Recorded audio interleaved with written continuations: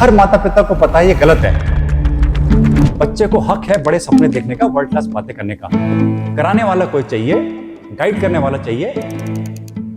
मैंने बहुत गहराई से एनालिसिस किया है। हर बच्चा कैपेबल नहीं है ऑटोमेटिकली सिर्फ इंस्ट्रक्शन को लेके काम करने के लिए। बच्चों को भी पता है उनकी कमी है, लेकिन दूर कराने वाला कोई नहीं है। तो जिंदगी में कभी कभी गलत ऑप्शन खत्म करना भी माता पिता की जिम्मेदारी है। मेहनत करने में क्या दिक्कत है? अभी हर चीज पे हम डिबेट कर सकते हैं, और मेरा मानना है कि उत्तराखंड को सिपाही, होटल का शेफ या सरकारी क्लर्क से आगे बढ़कर काफी बड़े सपने देखने चाहिए। और माता पिता ये सब जानते हैं कि ऐसा हो रहा है, पर वो आज के जमाने में और 2 या 3 दशक पहले बहुत अंतर था। ये बदलाव इंटरनेट की वजह से हुए हैं। इंटरनेट ने हमारी जिंदगी काफी सुलभ आसान बना दी है, लेकिन इसके दुष्प्रभाव भी बहुत हैं। बच्चों को पैदा होते समय के थोड़े बाद ही माता पिता ने हाथ में मोबाइल फोन दे दिया है अपना समय बचाने के लिए। इससे बच्चों की जो एकाग्रता है, ध्यान केंद्रित करने की क्षमता है, वो पूरी खत्म हो गई है। इसका परिणाम यह है कि बच्चे क्लास में अगर स्कूल में बैठे हैं तो 1 घंटे में 100 बार गर्दन दाएं बाएं हिला रहे हैं, पढ़ाई पे फोकस नहीं कर पा रहे हैं। बच्चों को भी पता है उनकी कमी है, लेकिन दूर कराने वाला कोई नहीं है। ये बहुत बड़ा अंतर है। जिस तरह से हम सोचते हैं और काम करते हैं कि प्राइम रिस्पॉन्सिबिलिटी किसी भी मेंटर की या गाइड की बच्चे की क्षमता को निखारने के लिए, वो ये है कि बच्चे की कंसंट्रेशन पावर को वापस बनाया जाए। अगर वो नहीं बनेगी तो पढ़ाई करते समय 1 घंटे में बच्चा 10 बार उठेगा, कभी नमकीन खाएगा, कभी बाथरूम जाएगा, कभी पानी पिएगा, दाएं बाएं दिखेगा, वो कंसंट्रेट कर ही नहीं सकता। और माता पिता ये सब जानते हैं कि ऐसा हो रहा है, पर वो बेबस से रहते हैं, वो मजबूर से दिखते हैं मुझे। और जब मैं काम करता हूँ, और अभी हम सैकड़ों बच्चों पे काम कर रहे हैं, तो बच्चों की एकाग्रता को लॉक करना बहुत जरूरी है। ये आपने सही पहचाना कि इस पीढ़ी की बहुत बड़ी कमी है कि दुनिया में सारी चीज उनको विजुअल मीडियम के माध्यम से, इंटरनेट के माध्यम से उनको सब दिख गई है। अब दिखना एक अलग बात है, लेकिन अपने जीवन पे जो काम करना है वो एक अलग स्किल है, एक अलग पैटर्न है। तो बच्चों को उस पर लाना बहुत जरूरी है। और जो बच्चे क्षमता रखते हैं, जो मेरा मानना है कि 70 से 80% बच्चे ऐसे हैं जो काम कर सकते हैं, 20% बहुत कमजोर होते हैं। लेकिन ये जो बीच का 60% है वो कर तो सकता है, लेकिन करता नहीं है। तो उसको कराने के लिए उसको सही तरीके से सिखाना, समझाना, उसको पढ़ाई खुद से करने की क्षमता उसकी बढ़ाना, और बार बार वो बातें अच्छे तरह से समझाना, सिखाना, ये हमारा मेन काम है। और जब ऐसा होता है तभी रिजल्ट अच्छे होते हैं, बच्चे स्कूल में अच्छा करते हैं, उनका कॉन्फिडेंस वापस आता है। तो यस, इस पीढ़ी में एक कमी तो है। ये पीढ़ी स्मार्ट भी है, हमसे बहुत ज्यादा जानती है इस उम्र में, लेकिन उनकी एनर्जी को, थॉट्स को सही चैनलाइज करना और उनको सही दिशा देना और उस पर कड़ी मेहनत कराना, ये हमारा काम है। इंटरनेट एक बहुत बड़ी शक्ति है। तो किस उम्र में बच्चे को इंटरनेट का कौन सा मीडियम आप दे रहे हैं, ये एक बहुत सोचा समझा सवाल है, जिसका उत्तर माता पिता के पास होना चाहिए।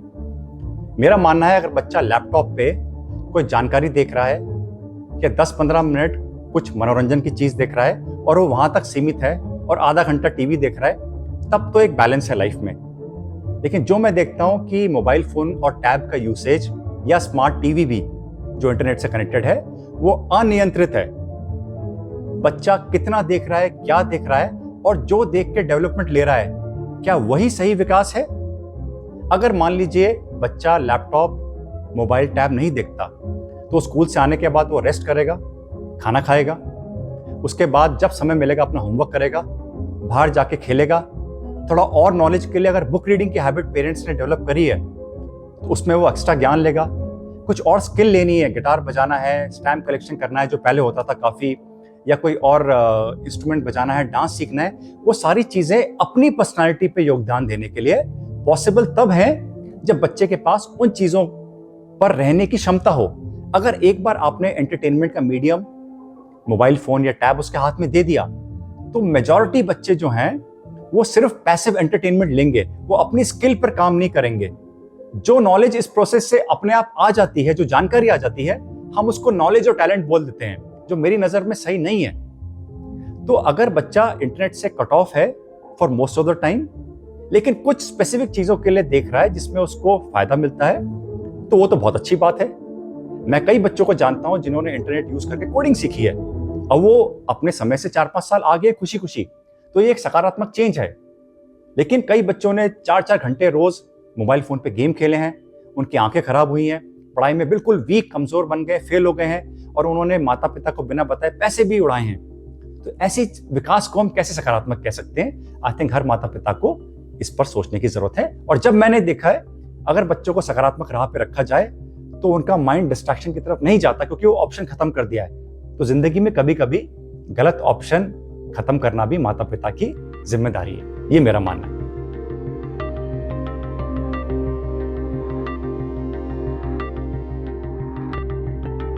स्कूल बहुत सालों से एक सिस्टम है जिसमें बच्चे अपनी एजुकेशन टीचरों के द्वारा नॉलेज इंपार्ट करने के बाद लेते हैं। अगर माइंड फोकस्ड है और बच्चा उस पर्पस से जा रहा है और घर वाले भी सपोर्ट कर रहे हैं और प्रेरित कर रहे हैं और मॉनिटर कर रहे हैं, तब बच्चे स्कूल में एजुकेशन का जो एक बेस है उसको ले पाते हैं। लेकिन ये संख्या भी मेरे हिसाब से सिर्फ 20% है। बाकी 80% बच्चे हैं जिसमें 20% बहुत कमजोर है और 60% एक एवरेज लॉट है। वो स्कूल में भटकाव के जोन में लगातार रहते हैं।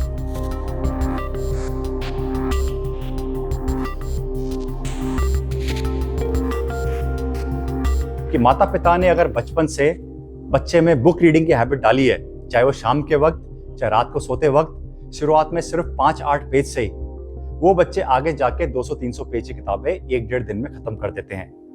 तो जहां आपका चैप्टर 13-14 पेज का होता है और बच्चा 200 पेज एक दिन में पढ़ सकता है, उस बच्चे की क्षमता और एक औसत बच्चे की क्षमता में जमीन आसमान का अंतर है। पर यह क्षमता बनाने के लिए 3-4 साल देने हैं, उसको कौन मॉनिटर कर सकता है? बेड पे बैठकर या चेयर पे बैठकर माता पिता।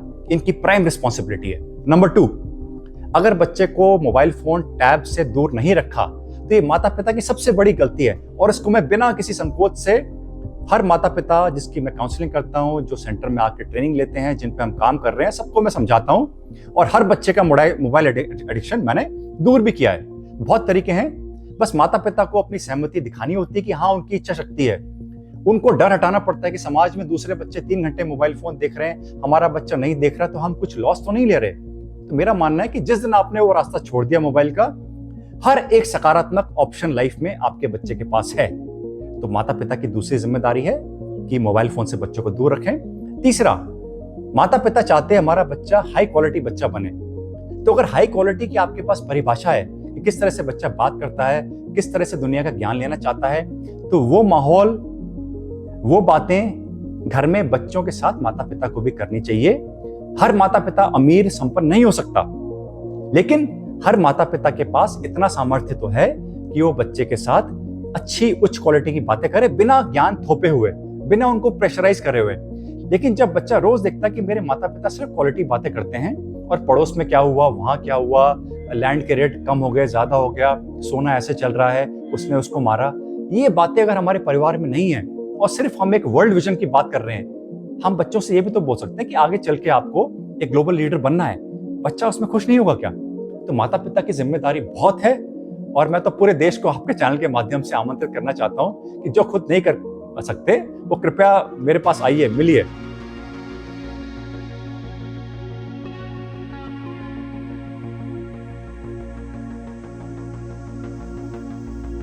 स्टैंडर्ड तरीके दुनिया में हर जगह हैं जिसमें ट्यूशन बहुत प्रचलित है कि आपने किसी को पैसे दिए, वो 1 घंटे पढ़ा, वो घर चला गया।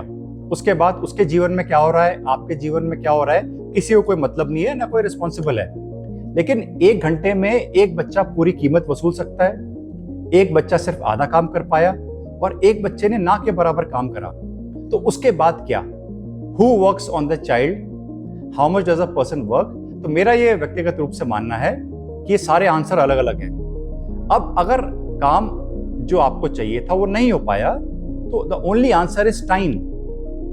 अगर किसी के लिए 1 घंटा पर्याप्त है तो दूसरे बच्चे के लिए 1.5 घंटा हो सकता है, किसी के लिए 2-2.5 घंटे भी हो सकते हैं। यहाँ पे माता पिता की भूमिका भी जरूरी है।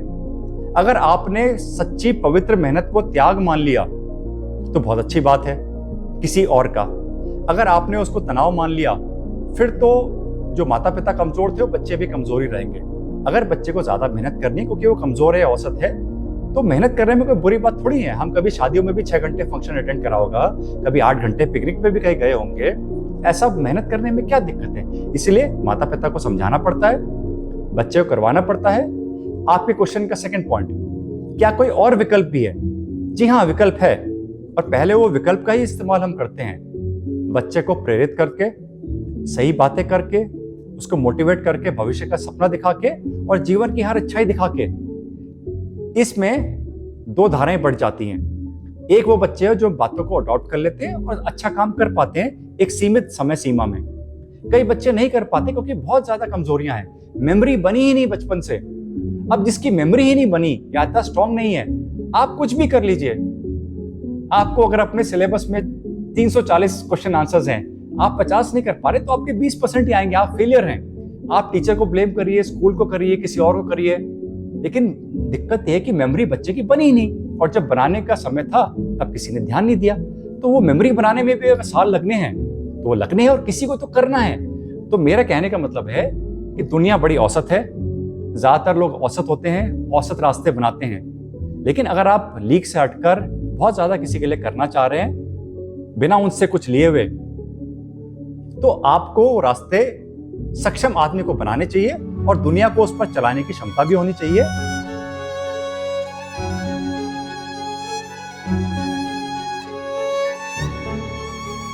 कि माता पिता के जो जिम्मेदारियां हैं उसमें कुछ चीजें देना बहुत ही अनिवार्य है।